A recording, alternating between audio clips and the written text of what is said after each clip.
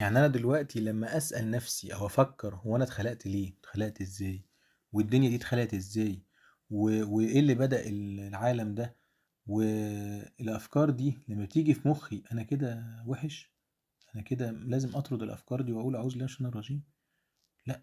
ولمّا ييجي ابني يواجهني بالأفكار دي ما ينفعش أقول له استغفر ربنا وابعد عن الأفكار دي، لا، لا، لأ. الأفكار دي طبيعية جدًا ومنطقية جدًا، وأي بني آدم طبيعي بيصل إلى مرحلة إن هو يعني يبلغ النظر في الأمور ويقدر إن هو يفكر ويختار، لازم يسأل نفسه الأسئلة دي، ولازم تيجي في باله خصوصًا في العالم المنفتح اللي إحنا فيه، وربنا سبحانه وتعالى ما نهاش عن الكلام ده بل أمرنا بيه، قال قل سيروا في الأرض فانظروا كيف بدأ الخلق، شوفوا واسألوا كيف بدأ الخلق، لأنك لما تسأل وتفكر وتتدبر بس بشكل صادق ومخلص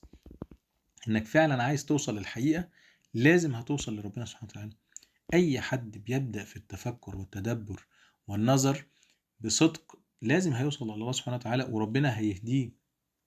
فمش غلط إني أفكّر، بل ربنا أمرنا بالتفكير، أولم يتفكّروا في أنفسهم، أولم ينظروا في ملكوت السماوات والأرض،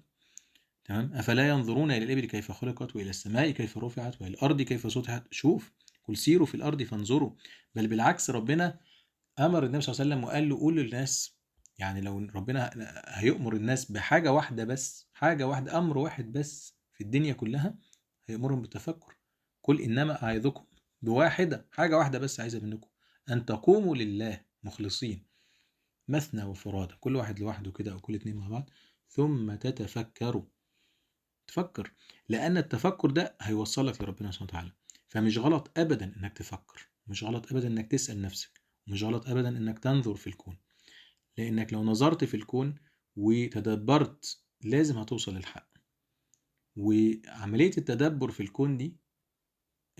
بصدق وبإخلاص هتقوي الإيمان في قلبك، وهتخلي الإيمان في قلبك إيمان حقيقي، مش إيمان مقلد، مش إيمان لمجرد إن أنا اتولدت أبويا وأمي مسلمين، مش مجرد إيمان بالاسم، لا أنا مسلم حقيقي، تسلم إلى الله سبحانه وتعالى وأنت مؤمن فعلا وعلى يقين حقيقي من صدق هذا الإيمان. ففكر وتدبر، وده أمر ربنا سبحانه وتعالى أمر بيه، منهاش عنه.